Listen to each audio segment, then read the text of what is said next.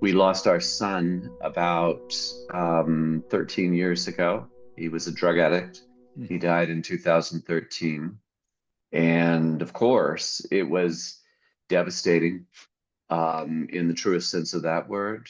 Um, and my wife and I were, in a state of emotional collapse as a result of that. And, there were 5 years of drug addiction leading up to it, his drug addiction, and that was also a very painful time and Mm. very challenging time.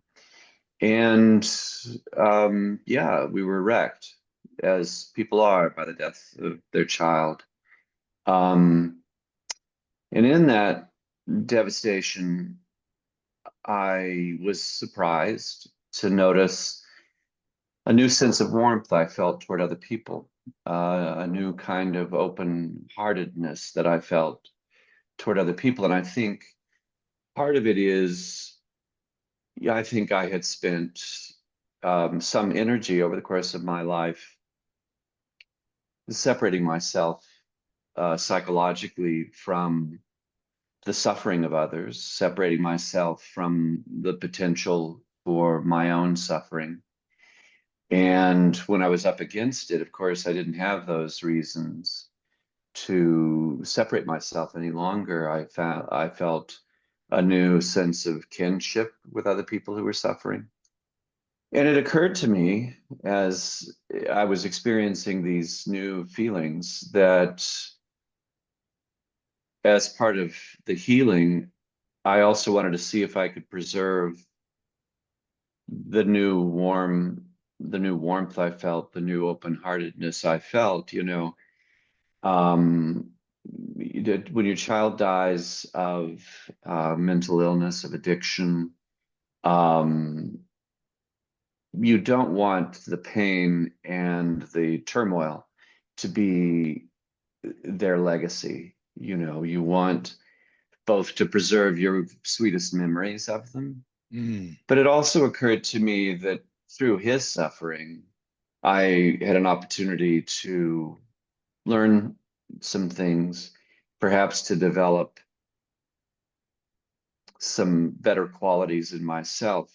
And I think even back then in the darkest times, I felt like, well, I would like for him to have that legacy as well. Of knowing that his journey helped you Yes, exactly. to become more open. Yes. It's a very powerful story. Um, I think most of us have either been parents or kids. Yeah, most of us. Yeah. you know, and many of us are parents, and this is, of course, the almost most tragic and challenging situation we can think of as parents. And all of us parents have come close to something like this happening at some point or another. Sure. I certainly have had some close calls and so forth as a parent, and we want to protect our kids so much, and it doesn't really matter. They when they get to be older, they go like, I don't really need you to protect me, and it gets annoying to them. Yeah, sure. So but they never they never grow up completely right as far as the parent is concerned. We always want to care for them. And whether they're struggling or successful, there seems to be a sort of median level of parental concern and worry that stays with us. Yeah. And you have a daughter also as well, right? Yes, I do, and a couple of grandchildren. Yeah. Ah, how many grandchildren? Two? Two. Yeah. Yeah, Two great. Great. grandsons. Yeah. And how's everybody else in your family? How's your daughter? How's your wife, Carolyn? They're very good. And my grandchildren are healthy and happy and successful boys. My daughter is quite a successful human being in every way I Mm. measure it. She's happy and she's kind and has a good career. My wife and I sometimes laugh that if we'd had two children that had the, the kind of success that our daughters had, we'd be assholes. We would think we did it.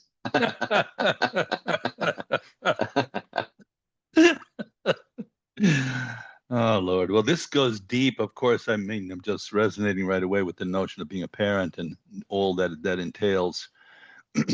So you are, let's just find out a little more about you because you're a serious Buddhist practitioner, are you not?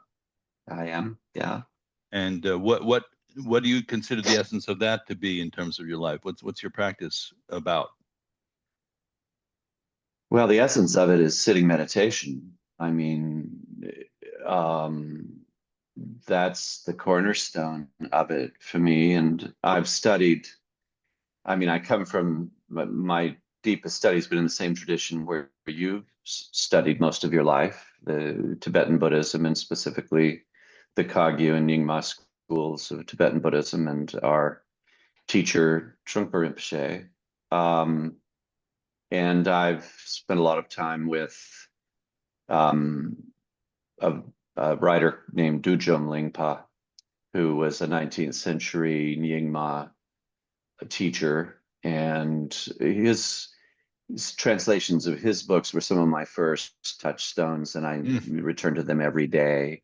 wow. Um, and the for me, Buddhism just laid out the human condition in such a clean and obvious way. We're all suffering. We're suffering because we become attached, because impermanence is so difficult for us human beings to accept, Right. and we can work with that attachment and through that attachment through uh, meditation and Buddhist study, and that there are practices that can help us release attachment. Mhm. And I think I read Siddhartha when I was 12 or 13 years old. And even then, I was moved by it. You know, there is Yeah, a story in our lineage that just came to mind because, of course, when you talk about attachment, that's going to be an essential core ingredient of the journey you must have gone through because yeah, obviously this is as strong an attachment as we can even imagine in this life is to our kids. So, uh, I'm sure I don't know if you referenced this story or not, but Marpa, who was a famous lineage holder in the early days of the Buddhism going to Tibet. And in fact, Marpa, the translator, he was one of the people who actually translated the teachings from India into Tibetan culture and language and was a key person. And he was actually like you in a lot of ways. He was a householder, right? He was kind of yes, and a by fa all, and a farmer. and a farmer, and by all accounts, a kind of, full-bodied, like big guy, kind of sunburned kind of guy, the way he's described. And he had a family and had a wife who was lovely. And you know, um, just for the people out there, his son died in a horse accident, which I guess the modern equivalent that would be an automobile accident. But in those Yeah, days, they didn't have automobiles, so he died in a horse accident. And then his students who had been studying with him for such a long time, he was bereft, according to the stories, and he was completely crushed. And they yes, and one of the famous stories, and who knows how anybody knows if this happened or not, but it's a great anecdote anyhow. His student came to him and said, "But Marpa, you've been telling us that this whole situation we're in is illusory. It's an illusion." And if you remember, he said, "Yes, but this is a super illusion." yes, So can you comment on that? That's kind of an interesting thing yeah. to say, isn't it? Yeah, obviously, I resonate in really powerful ways with Marpa and with Marpa's story. And it is a super illusion. And, there's the temptation, I think, for us Buddhist practitioners to deny the emotion of Hmm. living as a human being, and to Mm. deny the natural attachment. And I think that's a dangerous temptation. And I think, one of the ways the ego, I think, insinuates itself into Buddhist practice and into Buddhists is the more mundane illusion that we should somehow be superior to other human beings, or that we should live in some kind of detached way and deny the natural sadness and the natural emotion of being a human being. Yeah, and I think, so that's Bryan, is that what you think people, John Welwood coined the phrase the spiritual bypassing? Would you kind of call that by that name in that case? I would. Yeah, I think that is an illustration of spiritual bypassing. And um I think that there are other kinds of bypassing happening all the time too. One of the things that I think I've learned from Buddhist teachers is that deep sadness is a normal and, in fact, desirable perspective Hmm. if we're awake and if we're attentive to the way this world works. Right.